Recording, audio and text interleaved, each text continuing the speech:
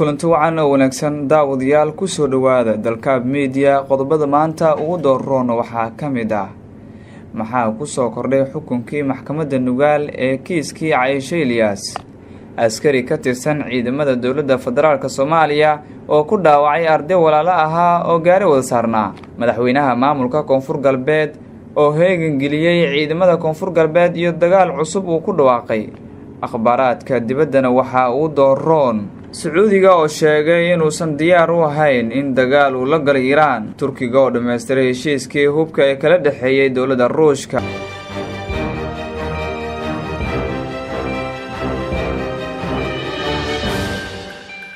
qodobadaas iyo qodobo kale ayaad ku daawan doontaan daawadayaal balse aan ku bilaabo gobolka Dagaal warar dheeraad ah ayaa ku soo kordhay xukunkii maxkamadda gobolka Dagaal ay ka qaadatay kii loo haystay falkii kufsiga iyo dilka ee loo geystay AL-SHABAAB warar dheeraad ah oo aan helayno ayaa sheegaya in qoyska ay ka soo jeedaan dhalinyarada la xukumay ay qaateen raacfaan ka dhanaa xukunka maxkamadda gobolka Dagaal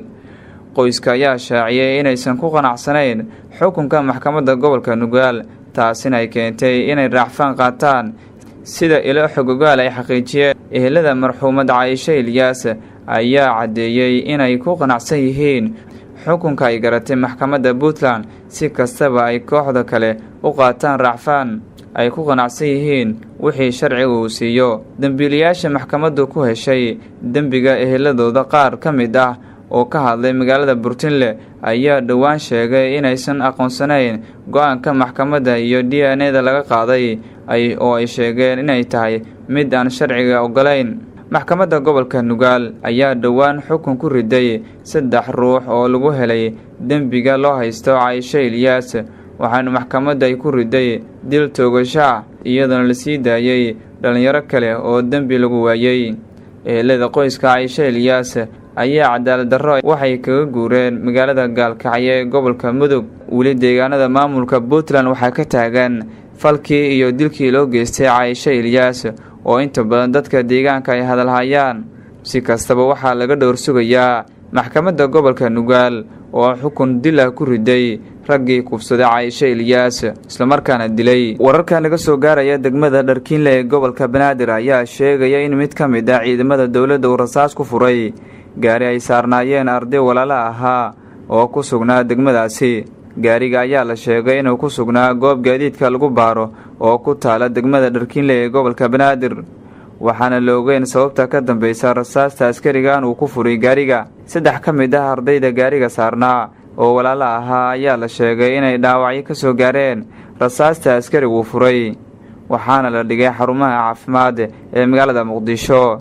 waxaa magacyada 3dan walaalaha lagu kala sheegay Hodan Daahir Safiya Daahir iyo Sakari Daahir waxayna xilliga la dhaawacay ku sugnaayeen bar lagu baaro gaadiidka dadweynaha oo ku taala degmada Dharkiinle ee gobolka Banaadir waalidiinta ardaydan ayaa sheegay in dhaawacyadooda ay u muuqdaan kuwa aan halis ahayn waxaana la dhigay xarumaha caafimaad oo lagu dabiibayo ma jirto wax war oo ka soo baxay laamaha ammaanka oo ay kaga hadlayaan dhaawac la sheegay in askari ka tirsan ciidamada ammaanka uu geystay 3 arday oo daahaan isku xigta waxa waalidkooda ay sheegeen in sanadka dambe ay dhameynayeen waxbarashada dugsiga sare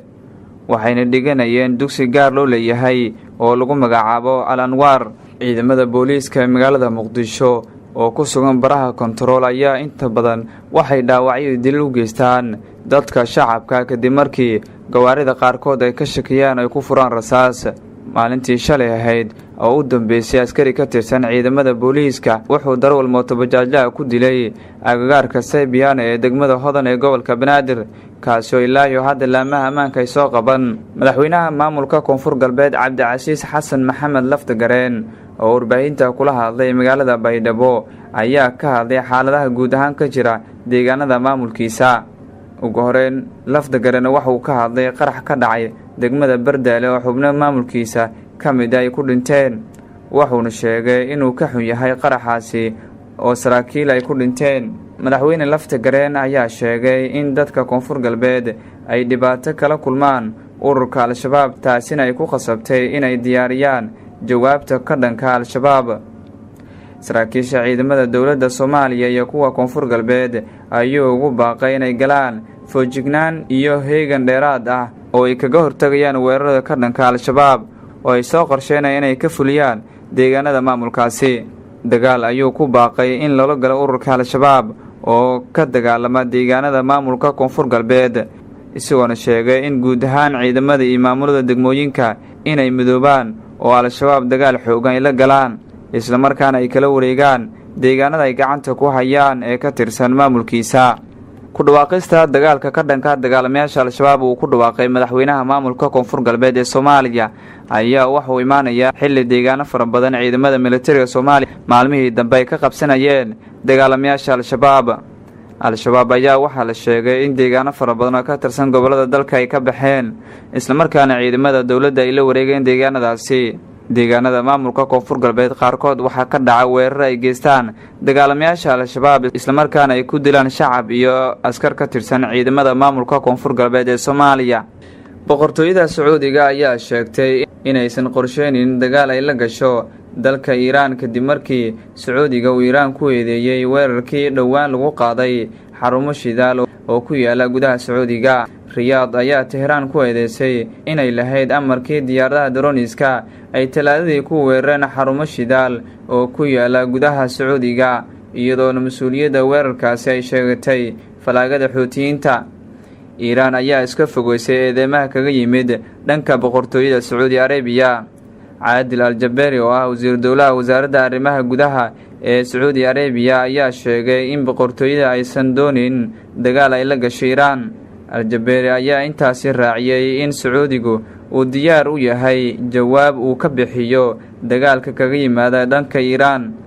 ciidamada Sacuudiga ayaa ku soo beegmaya xilli ay sii xumaanayso xiisada u dhaxaysa dalka Mareykanka iyo Iiraan. madaxweynaha dalka Turkiga Rajab Tayyip Erdogan ayaa sheegay inay dhameystireen heshiiskii difaaca gantaalada ee S-400 kaasi oo ay kula jireen dhigooda Ruushka.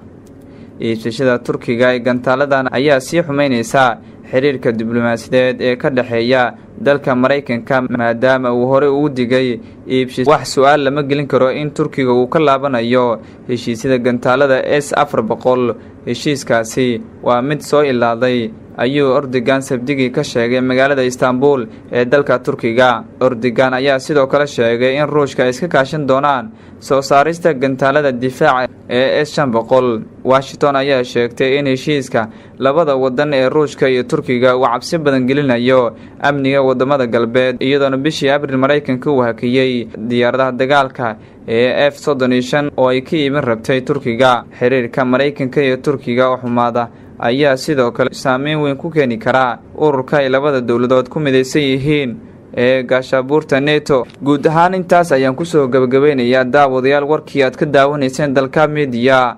intaan warkan oo kale aan ku kulmi doono sidaas iyo nabadgelyo.